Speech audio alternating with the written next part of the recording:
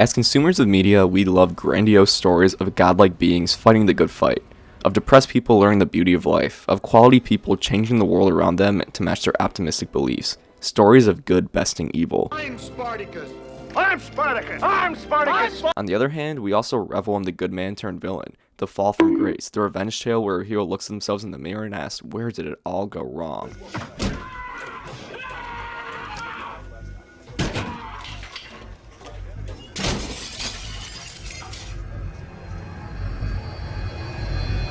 Let's talk about anti-heroes. Just as there is a pleasant airy hopefulness in feel-good movies and superhero tales that mimic the myths of old, there is an intrigue in following the downward spiral of a layered character. These anti-heroes are some of the most interesting stories I consumed and are seemingly ripe with deep, nuanced protagonists. Tony Soprano, Walter White, Tom and Jerry, we have seen morally gray protagonists go from great to evil, from bad to worse, and despite the atrocities they often commit, we stick by as a witness due to a morbid curiosity, making us wonder how far they will go to get what they want. In fact, it was an anti-hero film that got me into storytelling in the first place when I first watched Nightcrawler as a high school freshman. After seeing so many stories of redemption, it was hypnotizing to view the opposite, to follow the origin of a psychotic villain on their journey to moral injustice and their resulting success. This interest led me to the 2021 film I Care a Lot, starring the cool girl herself, Rosamund Pike as Marla Grayson, a shady legal guardian who has built an empire by manipulating various institutions to imprison helpless elderly citizens into retirement homes and sell their lives away for her own personal gain. Or, in other words, the movie presents a driven sociopath attaining success by committing increasingly horrible actions that manipulate a capitalistic institution. Sound familiar? While I Care a Lot seems to have the bones of an interesting thriller with a morally gray character that becomes increasingly evil with every passing second, the film horribly failed to engage me in the same way Nightcrawler did. Halfway during the film, I had the sequential thoughts of, I wish I was watching Nightcrawler and I wish she would just die already. Not as a result of the desire for an evil character to get their righteous comeuppance, but because the film was annoying, disingenuous, and thereby disengaging. For a film with the potential for despicable greatness, it made me wonder what it takes to make a great story that follows the antagonist, and why Nightcrawler succeeded where I Care a Lot failed. There is a reason why Breaking Bad spends the first episode metaphorically beating Walter White until he's black and blue, to build empathy, to set a precedent. When following an anti-hero, there is a necessity for empathy, for the audience to have an understanding of the evil actions of our soon-to-be villain commits. Better yet, the story could begin by building sympathy for the character, which slowly dissipates as the story goes on. In other words, make the audience feel for the character until they no longer can, to which the empathy safety net comes in to keep the audience from turning their backs on the villain, which both work to create a clear and engaging fall from grace by giving the protagonist interesting development. All of this would ideally be established early on for immediate audience engagement and understanding of the character. I Care a Lot opens with the monologue from Marla explaining her beliefs in her current position over top visuals of a truly despicable situation.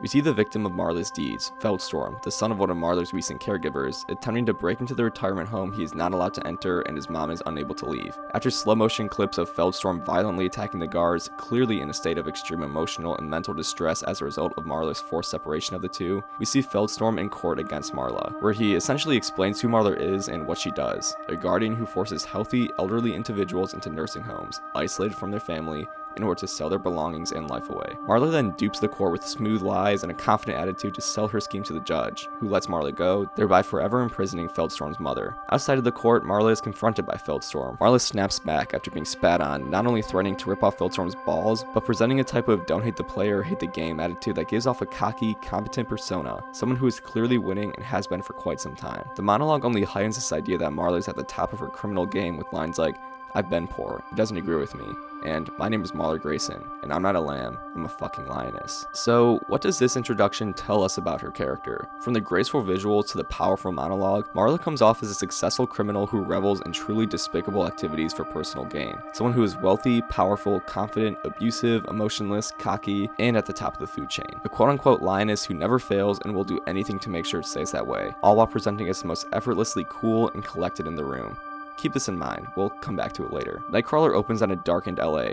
Empty streets crisscross into a maze of lonely melancholy with haunting music, giving the city a somber feel. Cut to Lou Bloom as the score climaxes, shrouded in darkness, small in frame, cutting a chain link fence. A security guard rolls up. Lou stops what he's doing. We see his trunk full of scraps. He closes the trunk, puts on a smile. His first words, I'm lost. He plays dumb, says he tried to get the same job as the guard. It's eerie, mysterious, but seemingly true. All of a sudden he grabs a guard, and we don't see what happens next. All we see is a numb Lou driving with more fencing, listening to a broadcast detailing the state of unemployment in LA, and a brand new watch. He looks to the right, a fleet of beautiful cars meeting him that act as a visualization of his goal. Lou goes to a construction site where he tries selling his new duds. We see him failing to negotiate, coming on too strong for the job, and him being ignored despite his professionalism and work ethic because of the criminal nature of his work. He comes off as hardworking, determined, dangerous, socially awkward, and uncomfortable. He's a bit off his rocker, and that makes him scary, interesting, and eventually successful. Notice that keyword eventually. What do we learn about Lou from this opening scene? That he's at a low point, he's desperate, and he wants money not just for the nice cars and banana peeler he'd never use, but for a sense of purpose. I'm lost rings much deeper than not knowing the layout of a construction site. He's void of a purpose, a haunting feeling for someone as driven as Lou. Along with this, as we stated, he's ignored, awkward, bad with people, and when paired with a down on his luck situation and positive traits of determination and a strong work ethic, a feeling of sympathy brews in the audience for the character. Most importantly, however, we see the potential for what's going to come. The potential for a deep-seated evil to pry out of Lou's off-putting politeness and take advantage of his situation. We see the potential for a Nightcrawler. Now, notice the difference between these two opening scenes and what they say about the characters. Where Marla is successful, Lou is a failure. This makes Marla's character feel empty, like she's committing these evil actions for no reason,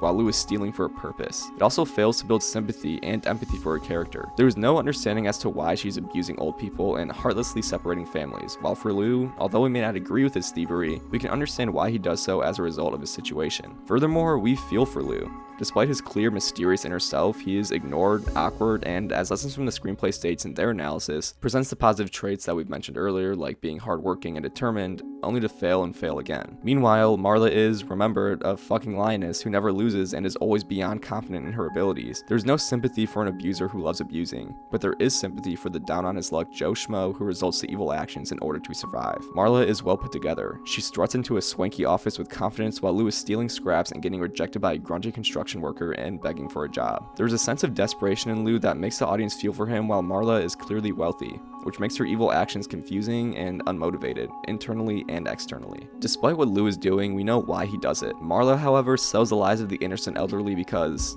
she wants to. Finally, there are the evil actions themselves. While we see Lou committing some petty thievery at the expense of a security guard and ultimately facing a less than desirable outcome, we see Marla quite literally ruining multiple lives, winning her trial, and enjoying every second of it. While there was a potential for evil in Lou, there was a solidified villainy in Marla that simply makes her harder to follow and feel for or relate to. Ultimately, these opening scenes show similar characters in completely different situations under different lights that makes one interesting, sympathetic, and a mystery to unravel due to his potential for evil, while the other comes off as an unlikable, one-dimensional criminal right off the bat. And it is this one-dimensionality that radiates throughout I Care a Lot, most strikingly in Marla's main desire and its ramifications on the film as a whole. Lou is nuanced. He is presented as mysterious, potentially dangerous with an underlying anger, disguised by a veneer of creepy kindness. He garners empathy due to his lowly situation, and most significantly, he has an emotional need that motivates his desire. Again, remember, I'm lost. He's not just looking for money. He's looking for a sense of belonging, power, something more than a surface level want. Those cars aren't just some motorized fun toys to get him from one crime scene to another. It's a physical manifestation of his emotional need. Marla is notably missing this need. There are various scenes when she is forced to explain why she imprisons the innocent elderly, ruins countless lives, and profits off the suffering of others, to which she bluntly explains she wants to be rich and nothing more. These scenes show up more than once to offer her to give the same dry reasoning, which makes the film feel repetitive, but more importantly,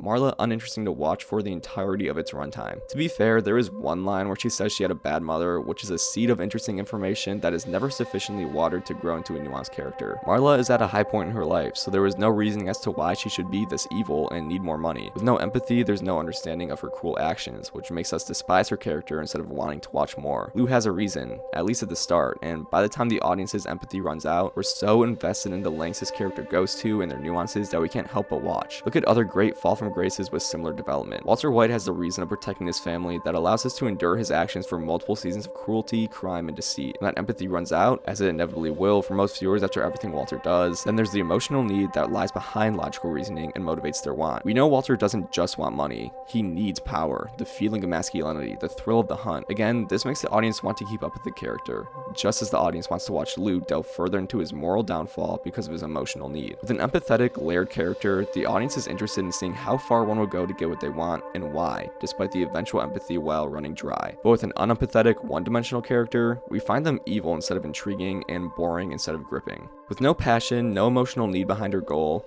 Marla's journey feels arbitrary. We don't know why this money is important to her, which makes her stealing it void of emotional engagement, and this simplicity in Marla's character results in every decision she makes feeling empty. Marla begins at an unbelievably despicable point, so when the stakes are raised throughout the movie by the Russian mob attempting to murder her, it didn't feel thrilling to see her bounce back because I never had to doubt in my mind she was capable of killing others, and because I never cared if she survived in the first place. Meaning, at what should be the most interesting, pulse-pounding section of the film, I felt like I could predict everything, that any radical situation Marla was thrown in would be void of all tension because there was no doubt she'd be doing whatever she can to win, and her only option left was to kill. Meanwhile, Lou's story is infinitely more engaging because of the interesting situations he's put into and the moral choices he makes based off strong character foundations. Lou commits a multitude of objectively morally wrong actions, such as breaking into a crime scene, intruding a home seconds after a murder, blackmailing his boss, tampering with his competition's car leading to a horrific accident, and eventually killing his partner for the sake of the shot. Again, not a real stand-up guy, but I was watching the whole time, waiting to see what would happen next. Not only is there just a greater variety of situations and dilemmas Lou is put in, but they're all motivated by character traits and reasons that make sense to Lou. For example, like lessons from the screenplay said in their analysis, Lou injures his competition when he's publicly embarrassed by his boss, a feeling that the audience can relate to and is completely in line for Lou's character. But even then, because we saw the potential for, and not the outright evil of Lou's character in the opening scene, the audience waits wondering, is he really going to do it? Instead of thinking, yeah, that guy's toast and Lou's going to win. There's a simultaneous mystery and reasoning to Lou that is missing in Marla, an emotional need in Lou's desire that Marla lacks, and these two components don't just make Marla unapathetic and uninteresting, but the film itself more boring than it should have been. As Savage Books says in his video, How to Write a Terrifying Protagonist, the reason we're able to stick with evil characters are due to the emotional or moral justification of their actions. And as we stated, Marla is missing both, and Lou is some semblance of moral justification at the beginning of the film that hooks us just long enough to follow him as he gets worse and worse. However, Savage Books also mentions that we stick with morally dubious characters through another technique, by the movie showing the villains are worse than the evil hero. He uses John Wick as an example. Sure, Wick is killing dozens, hundreds of people, but they're all gang members. The type of gang members who will beat you up and kill your cute puppy that acts as a last connection to your dead wife just for looking at them wrong. Marla, on the other hand, always felt more evil to me than Peter Dinklage's character. We see Petey Suggs kill 2 guards at a retirement home and fail to murder Marla multiple times throughout the entire film. Marla, on the other hand, is introduced by a montage of her ruining lives and imprisoning innocent elderly citizens and then attempts to murder people. There are multiple montages that just revel in her evil. Monologues that present her as badass when really she's just essentially killing the elderly and selling their lives away. Yes, this old lady is a member of the Russian mob, but having Marla say that she literally owns her feels disgusting,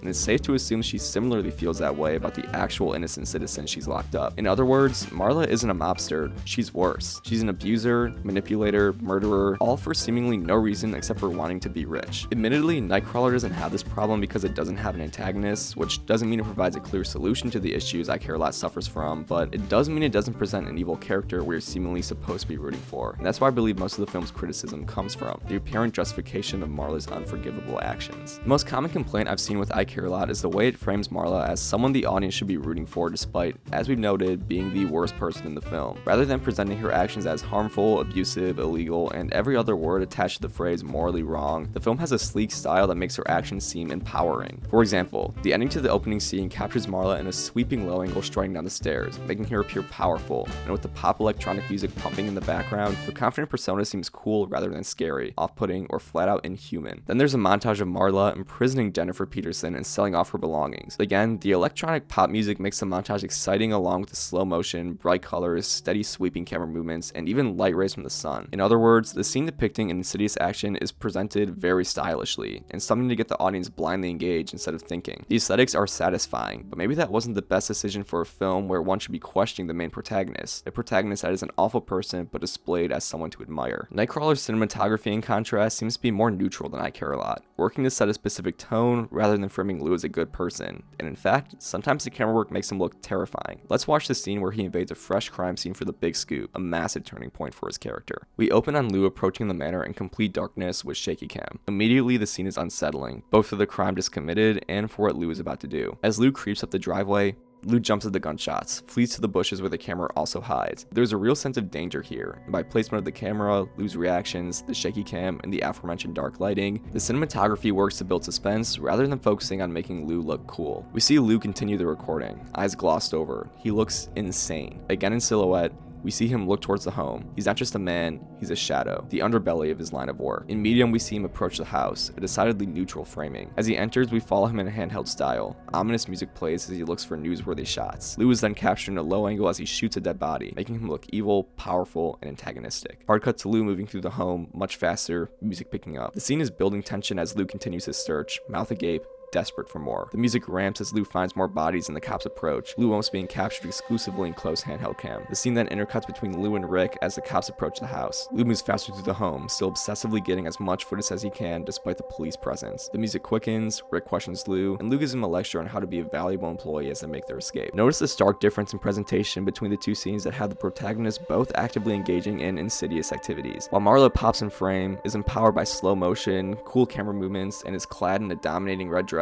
all while electronic music lightens the situation, Lou is portrayed as a monster under the bed. Nightcrawler sets a tone that matches the situation at hand with shaky cam, tense music, a quickening pace, terrifying close-ups, and the dead silence of the protagonist. It's clear from these two scenes alone that Marla is a hero and Lou the scum of the earth. There is no apparent style to Nightcrawler because there is no narrative or thematic reason to present Lou as someone to root for. In fact, it would actively hurt the movie's message if the audience ever thought Lou was a good person by the end of the film. And it's that contrast between the audience's feelings towards the character and the movie's presentation of that character that makes I Care a Lot infuriating to watch. From character introductions to cinematography, I Care a Lot fails to make Marla an interesting villain to follow. Meanwhile, Lou is engaging because he is a villain. Because of his nuances, potential for evil, and presentation, the audience wants to watch Lou become a worse person. Because of her one-dimensionality, excessive evil, and awesome aesthetic, Marla is a character we don't love to hate, but one we just hate. I wanted Marla to fail, whereas I wanted to watch Lou fail those around him.